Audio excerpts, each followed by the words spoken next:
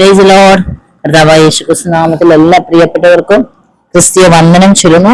നിങ്ങൾ എല്ലാവരും സന്തോഷത്തോടെയും സമാധാനത്തോടെയും സ്വസ്ഥമായും ഇരിക്കുന്നു കർത്താവിൽ വിശ്വസിക്കുന്നു. നിങ്ങൾക്ക് പ്രാർത്ഥന വിഷയങ്ങൾ നിങ്ങളുടെ ഫോൺ വഴി അറിയിക്കാവുന്നതാണ്. അല്ലെങ്കിൽ നമ്മുടെ കമന്റ് ബോക്സ് നിങ്ങൾക്ക് പ്രാർത്ഥനാ വിഷയങ്ങൾ അറിയിച്ചാൽ നിശ്ചയമായും പ്രാർത്ഥിക്കും. എല്ലാ ദിവസവും രാത്രി 12 മണി തൊട്ട് 1 മണി വരെയുള്ള സമയങ്ങളിൽ നൈറ്റ് പ്രേയർ ഉണ്ടായിരിക്കും. നിങ്ങളും അതിന് ഭാഗവാക്കാവുക. നമുക്ക് ഒന്നിച്ച് പ്രാർത്ഥിക്കും. കർത്താവ് സഹായിക്കട്ടെ. ദൈവം നിങ്ങളെ മാനിക്കട്ടെ. സ്തോത്രം. നമ്മൾ ചിന്തയ്ക്ക് ആധാരം നാം എടുത്തിരിക്കുന്ന വേദഭാഗം 1 രാജാക്കന്മാരുടെ പുസ്തകം 18-ാം അധ്യായം അതിന്റെ 44-ാം വാക്ക് ഇങ്ങനെ പറയുന്നു: ഇതാ കടലിൽ നിന്ന് ഒരു കൈ, മനുഷ്യന്റെ കൈ പോലെ ഒരു ചെറിയ മേഘം പൊങ്ങുന്നു എന്ന് പറഞ്ഞു. സ്തോത്രം. നമുക്കറിയാം, കർമ്മേ പർവ്വതത്തിന്റെ മുകളിൽ ഇരുന്ന് പ്രാർത്ഥിക്കുന്ന ഏലിയാവ് ബാലിക്കാരനോട് നീ നേരെ പോയി കടലിലേക്ക് നോക്ക എന്ന് പറഞ്ഞു. പ്രാർത്ഥനയുടെ പ്രത്യേകതയാണ് ദൈവസന്നിധിയിൽ വിഷയങ്ങളെ ആരായുക എന്നുള്ളത്. വിടുതൽ പുറപ്പെട്ടോ, എന്റെ നന്മ വരുന്നുണ്ടോ എന്നൊക്കെ നീ നാം പരിശോധിക്കണം. ബാലിക്കാരൻ കടൽ നേരെ പോയി പ്രാർത്ഥിക്കുകയാണ് ഏലിയാവ്. പക്ഷേ തന്നെ പ്രാർത്ഥിക്കുന്നതിന് മറുപടി ലഭിച്ചോ, അതിന് എന്തായി, അതിനുള്ള ആ കാര്യങ്ങളെ കുറിച്ച് ഏലിയാവ് ഇവിടെ അന്വേഷിക്കുന്നതായിട്ട് കാണുവാൻ കഴിയും. ഏലിയാവ് പറയുന്നുണ്ട്, നീ പോയി നോക്കുക. മഴയ്ക്ക് വേണ്ടി ഏലിയാവ് പ്രാർത്ഥിക്കുകയാണ്. അപ്പൊ മഴ പെയ്യണമെങ്കിൽ കടലിൽ, അതിനടിയിലുള്ള എന്ത് ചെയ്യുക, കടലിൽ അതിന്റെ അടയാളം വെളിപ്പെടും. അപ്പൊ നമുക്കറിയാൻ കഴിയും. മഴ പെയ്യുമ്പോൾ മഴക്കാറൊക്കെ എന്ത് ചെയ്യുക, ആകാശത്ത് വരുവാനിടയാകും. ഇന്ന് പറയുന്നത് പോലെ ബാല്യക്കാരൻ എന്ത് ചെയ്യുക, കടലിൽ പോയി നോക്കും, അവിടെ ഒന്നുമില്ല എന്ന് പറയും. 7 പ്രാവശ്യവും കടൽ നേരെ പോയി നോക്കുവാൻ ഏലിയാവ് ബാല്യക്കാരനോട് പറയും. നമുക്ക് കാണുന്നത്, പ്രാർത്ഥിക്കുന്നവർ ഒരിക്കലും നിരാശപ്പെടുക. പക്ഷെ പ്രാർത്ഥനയ്ക്ക് പല പ്രാവശ്യം പ്രാർത്ഥിച്ചിട്ടും നിങ്ങളുടെ പ്രാർത്ഥനയ്ക്ക് മറുപടി ലഭിക്കുന്നില്ലെന്ന് കരുതി നിങ്ങൾ നിരാശപ്പെട്ടു പോകരുത്.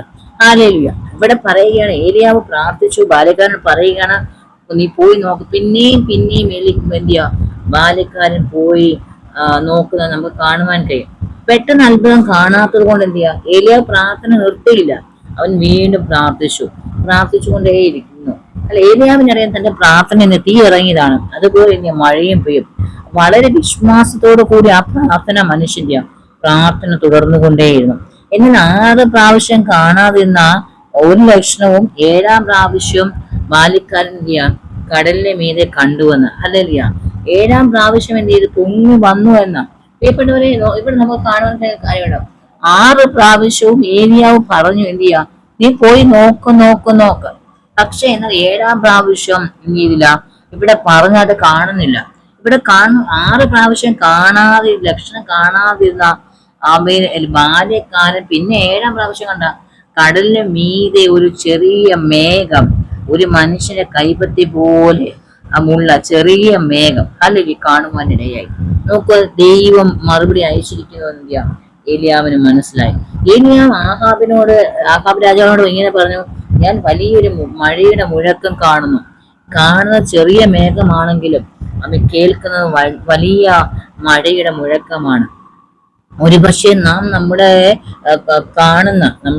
മുമ്പിൽ കാണുന്ന കാഴ്ചകൾ സാധ്യത കുറവുള്ള കാഴ്ചകളാണെങ്കിലും പ്രാർത്ഥിക്കുന്ന ദൈവപദം കേൾക്കുന്നത് നമ്മുടെ പ്രാർത്ഥനയുടെ വലിയ മുഴക്കമായിരിക്കും.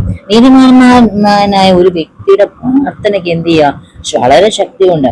ഏലിയാവ് നമ്മുടെ പോലെ സ്വഭാവമുള്ള മനുഷ്യനായിരുന്നു. നമുക്ക് യാക്കോബിന്റെ ലേഖനം വായിക്കുമ്പോൾ ഏലിയാവ് നമുക്ക് സമസ്വഭാവമുള്ള മനുഷ്യൻ എന്ന് എന്ത് ചെയ്യുക പറയുവാണ്.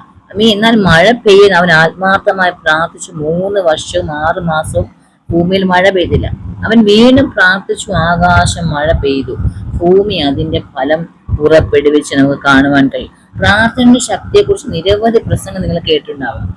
എന്നാല് നമുക്ക് കാണുവാൻ കഴിയുന്ന ഒരു കാര്യം ഉണ്ട്, കർത്താവ് ഏകസത്യ ദൈവമാണെന്നും അത് കാണിക്കാൻ ഇസ്രായേലിനെ കർമ്മേ പർവ്വതത്തിലേക്ക് കൊണ്ടുവരുന്നതായിട്ട് നാം നമുക്ക് കാണുവാൻ കഴിയും.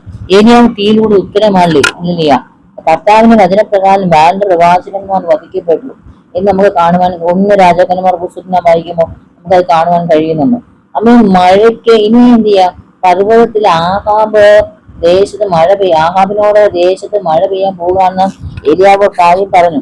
ഇതെല്ലാം ആരംഭിച്ച അങ്ങനെയാണ്. മഴ പെയ്യാൻ പോകുന്നുവെന്ന് ദൈവം പറഞ്ഞു. അപ്പോൾ ഏലിയാവ് ആഹാബിനോട് പറഞ്ഞു, ഇപ്പോൾ ഭക്ഷണം കഴിക്കരുത്, കാരണം ശക്തമായ കൊടുങ്കാറ്റ് ശബ്ദം കേൾക്കും. നോക്കുക, കടലിൽ ചെറിയ മേഘമാണ് പൊങ്ങിയത്, പക്ഷേ കൊടുങ്കാറ്റ് ശബ്ദം കേൾക്കുന്നു എന്ന് പറഞ്ഞു. കർമ്മേലിൽ നിന്ന് ഇസ്രായേലിലേക്ക് 17 മൈൽ അകലെയാണ് ഇസ്രായേലിൽ നിന്ന് കർമ്മേലിൽ നിന്ന്, അതായത് ഏലിയ പ്രാർത്ഥിച്ച സ്ഥലത്ത് നിന്നും ഇസ്രായേൽ ആഹാബിന്റെ കൊട്ടാരത്തിലും വരെയുള്ള ദൂരം എന്ന് പറഞ്ഞാൽ 17 മൈലാണ്. അമീൻ ഹല്ലേ. എന്നാൽ ഇസ്രായേലിലേക്ക് മടങ്ങാൻ വളരെ സമയമെടുക്കും. ആകയാൽ ഒരു വലിയ മഴ വരാൻ പോകുന്ന മനസ്സിലാക്കിയ അമീൻ ഏലിയാവ് ആഹാബ് ഭക്ഷണം കഴിക്കുന്ന മുന്നറിയിപ്പ് നൽകും. അതിനുശേഷം ആഹാബ് ഭക്ഷണം കഴിക്കാൻ പോയി. പക്ഷെ ഏലിയാവ് പർവ്വതത്തിന്റെ മുകളിൽ കയറി കർത്താവിന്റെ സന്നിധിയിൽ മുഖം മറയ്ക്കുന്നു. ഏലിയാവിന് ദൈവ ശബ്ദം കേട്ടു, ഏലിയാവ് ദൈവ ശബ്ദം കണ്ടു, അത് പ്രാപിക്കുകയാണ്. ഹല്ലേലൂയ. നിങ്ങൾ കേട്ട വാഗ്ദത്തങ്ങൾ പ്രാപിക്കാൻ പോകുന്ന വർഷമാണ്. മഴ പെയ്യുമെന്ന് ദൈവം പറഞ്ഞത് എന്ത് ഏലിയാവ് പിന്നെ പ്രാർത്ഥിക്കാൻ ചോദിച്ചു കഴിഞ്ഞാൽ അത് ഹല്ലേലൂയ, ദൈവഹിതപ്രകാരം നാം പ്രാർത്ഥിക്കണം. പ്രാർത്ഥിക്കുന്നതിന് അർത്ഥം എന്താണ്? നാം ദൈവഹിതപ്രകാരം പ്രാർത്ഥിക്കണമെന്നർത്ഥം. തിരുവനന്തപുരത്തിൽ പലതും ഹല്ലേലൂയ നമുക്കത് കാണുവാൻ കഴിയും. പ്രിയപ്പെട്ടവരെ, നമ്മുടെ ജീവിതത്തിലും ഒരുപക്ഷെ അമേൻ ഹല്ലേലൂയ പ്രാർത്ഥന അനേകമാണ്. നാം പ്രാർത്ഥന നല്ല മറുപടി നമ്മുടെ ജീവിതത്തിൽ ലഭിക്കുന്നില്ലെങ്കിൽ നിങ്ങൾ എന്ത് ചെയ്യുക? ഹല്ലേലൂയ അമീൻ നിങ്ങൾ ഭാരപ്പെട്ടു പോകരുത്. പ്രിയപ്പെട്ടവരെ, നാം പ്രാർത്ഥിക്കുന്ന വിഷയങ്ങൾക്ക് മറുപടിയുണ്ട്. നമ്മുടെ കണ്ണിന് ഒരു പക്ഷേ അമ്മ പ്രാർത്ഥിക്കുന്നത് ചെറുതാണെന്ന് നാം തോന്നിയാലും, പക്ഷെ പ്രാർത്ഥനയ്ക്ക് വലിയ ശക്തിയുണ്ട്. പ്രാർത്ഥന നിങ്ങൾ അത്ഭുതങ്ങളെ കൊണ്ടുവരും. അമ്മ പ്രാർത്ഥിക്കുന്ന മനുഷ്യൻ വീരനായ യോദ്ധാവാണ്. പ്രാർത്ഥന കേൾക്കുന്ന ദൈവം ജീവിക്കുന്നു. അത് നിങ്ങളുടെ പ്രാർത്ഥന വ്യർത്ഥമല്ല.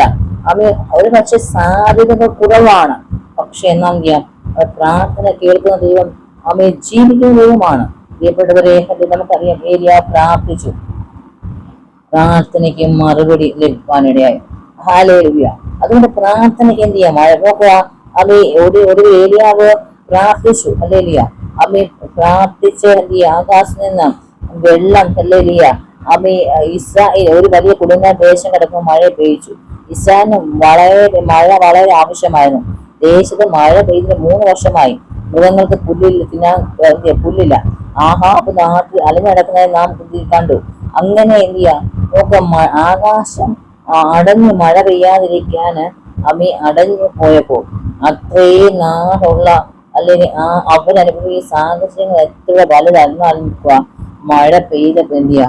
പ്രാർത്ഥന മറുപടി താമസിച്ചപ്പോൾ കഷ്ടം അനുഭവിച്ചു നാം, അല്ലേ? നാം പ്രാർത്ഥിച്ച വിഷയത്തിന് മറുപടി ലഭിക്കാതെ പലപ്പോഴും കഷ്ടം അനുഭവിച്ചു, അതിന് മറുപടി കാണാതെ നാം പലപ്പോഴും വരൾച്ചയുടെ അനുഭവത്തിലൂടെയും വേദനയോടെയൊക്കെ കടന്നു പോയപ്പോ നാം പോയി പ്രതീക്ഷിക്കാതെ ദൈവം ആ മറുപടി നൽകുമ്പോൾ അതുവരെ നമ്മൾ തടഞ്ഞു നിന്നിരുന്ന നന്മകളെല്ലാം പുറപ്പെട്ടു വരുവാനിടയായിരുന്നു. പ്രിയപ്പെട്ടവരെ, നമ്മുടെ നന്മയെ തടഞ്ഞ മേഖലകളിൽ നന്മ ഈ ദിവസങ്ങളിൽ പുറപ്പെട്ടു. നിങ്ങളുടെ ശത്രുക്കൾ നിങ്ങളുടെ നന്മയെ തടഞ്ഞെങ്കിൽ ദൈവം നന്മകളുടെ വഴികളെ തുറന്നു വരും.